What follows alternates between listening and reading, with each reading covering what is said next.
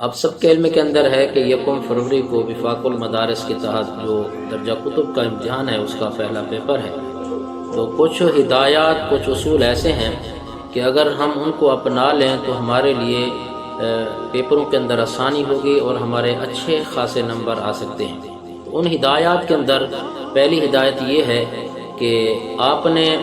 دعاؤں کا خاص طور پر اہتمام کرنا ہے، جتنا بھی ہو سکے نماز کے بعد، تلاوت کے بعد اللہ تعالیٰ کے سامنے بہت زیادہ لمبی لمبی دعا کرنا ہے، دعا کا اہتمام کرنا ہے، اور اس کے ساتھ ساتھ رات کو تہجد کے وقت اٹھنے کا خاص طور پر اہتمام کریں اور اللہ کے سامنے رو کر دعا مانگیں،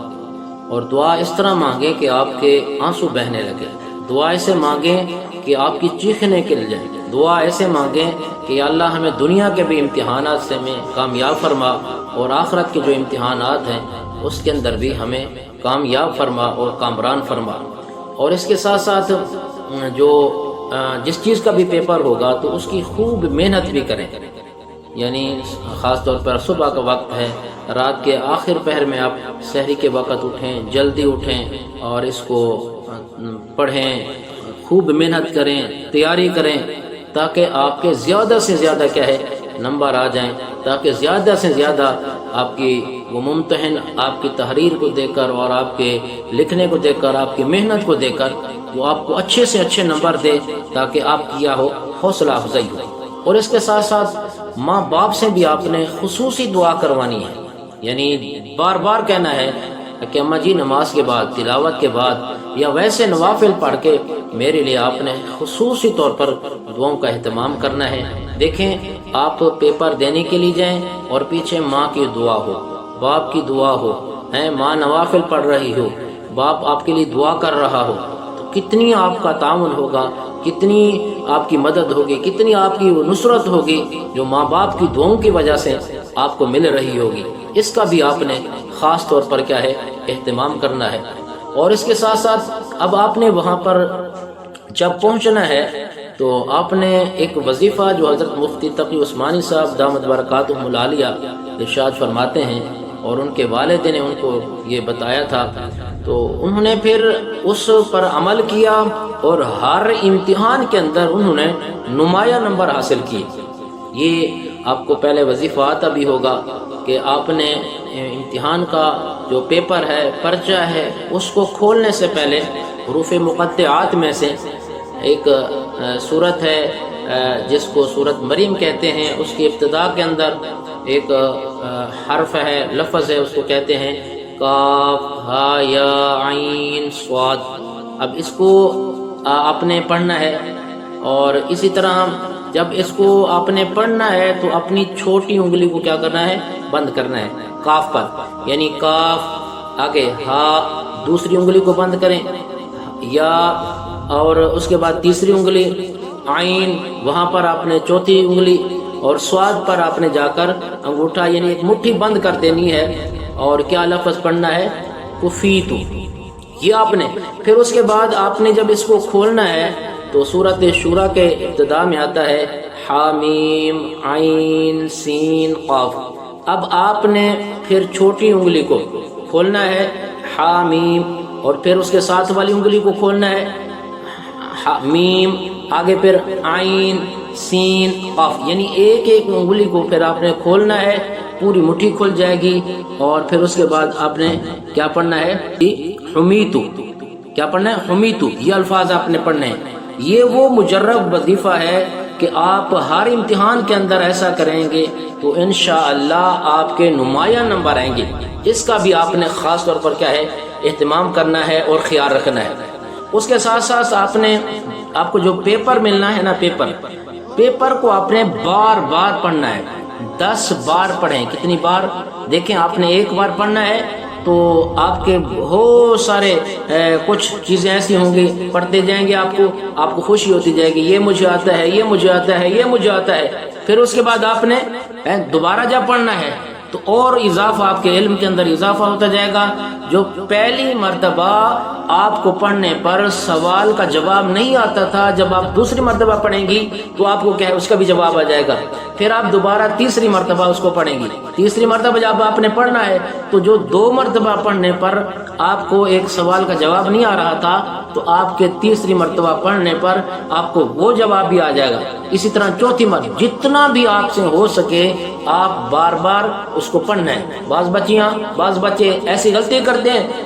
ایک مرتبہ پڑھا وہ یہ جواب مجھے آتا ہے، یہ آسان ہے، جلدی بس وہ جو جواب والا پیپر ہوتا ہے نا اس کو لیا اور جلدی اس کو لکھا، باقی سارا کا سارا بھول گیا. تو اس لیے آپ نے اس کو جتنا ہو سکے بار بار پڑھنا ہے. اور اس کے ساتھ ساتھ آپ نے قلم کا بھی خیال یہ رکھنا ہے کہ آپ کے پاس پینٹر ہو، وہ پین ہو تو آپ نے نیلا یا کالا یہ استعمال کرنا ہے. آپ نے اور کوئی کلر بھی کوشش کریں کہ وہ استعمال نہ کریں. اور اس کے ساتھ ساتھ پھر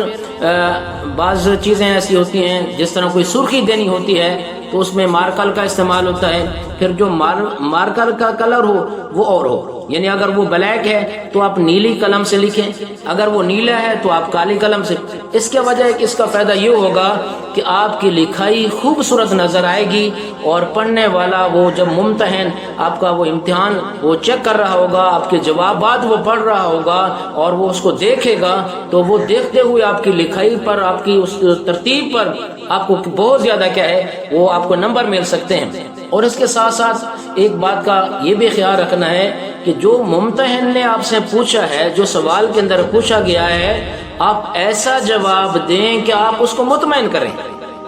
بعض دفعہ کیا ہے شیٹ لے کر بار بار لکھ وہ یہ سمجھتی ہیں کہ شاید اگر ہم زیادہ لکھیں گے نا، بہت ساری طالبات اور طلباء وہ اس بات کو دیکھتے ہیں کہ زیادہ پیپر ہوں گے نا تو میرے زیادہ نمبر آئیں. وہ ممتحن، وہ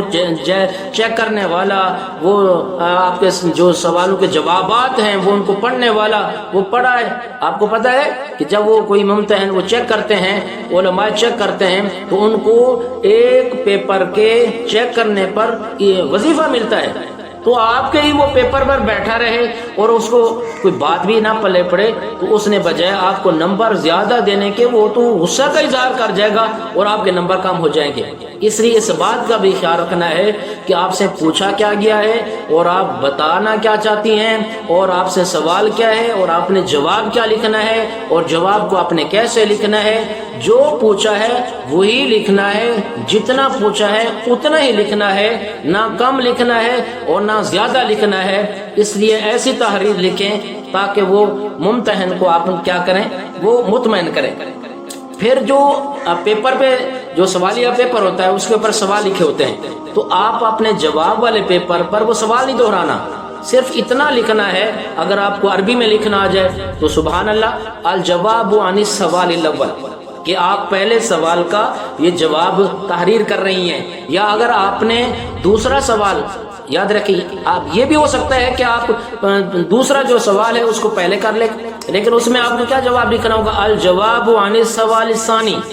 الجواب عن السوال الثالث. یعنی جو بھی آپ نے پیپر کو حل کرنا ہے، جو بھی جس سوال کا بھی جواب آپ نے پہلے لکھنا ہے تو آپ کو یہ اشارہ دینا ہوگا الجواب عن السوال الاول، الجواب عن السوال الثانی، الجواب عن السوال الثالث. اس بات کا بھی آپ نے خاص طور پر کیا ہے وہ خیال رکھنا ہے. اور پھر یہ بھی کہ آپ سے کتنی چیزیں پوچھی ہیں. بعض دفعہ جتنی چیزیں پوچھی جاتی ہیں نا آپ اتنا ہی چیزیں لکھیں. مثلا آپ سے پوچھا گیا کہ جی مسجد کے 10 آداب لکھیں.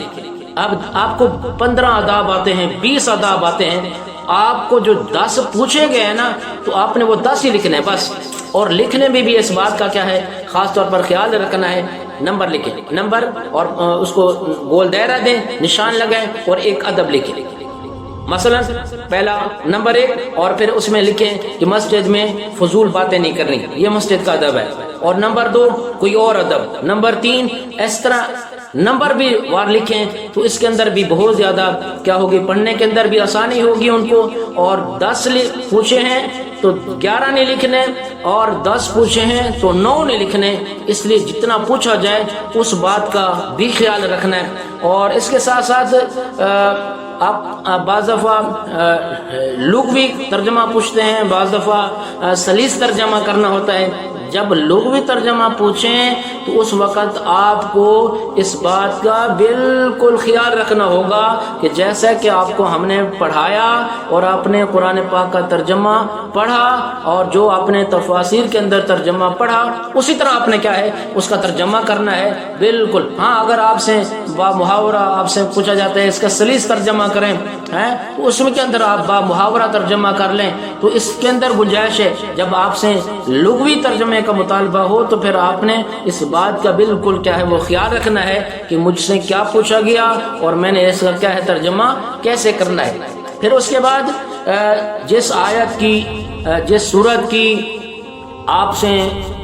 تشریح پوچھی گئی، تفسیر پوچھی گئی ہے اور پوچھا گیا کہ اس کا شان نزول کیا ہے، یہ آیت کب اتری تھی اور اس کا پس منظر کیا ہے اور یہاں پر کیا بیان کیا گیا ہے، تو آپ کو اس کے اوپر اگر کوئی حدیث آتی ہے تو وہ حدیث بھی بیان کر دیں، کوئی واقعہ آتا ہے تو واقعہ بھی مختصر بیان کر دیں، اور یہ اس انداز کے اندر اس بات کا خاص طور پر آپ نے اس کی تفسیر لکھنی ہے، تشریح کرنی ہے، تاکہ پڑھنے والا آپ کی اس تشریح کو دے کر، آپ کی اس تفسیر کو دے کر وہ مطمئن ہو جائے اور وہ خوش ہو جائے اور پڑھتے ہوئے اس کو ایک سکون پہنچے، اور جب آپ کا پیپر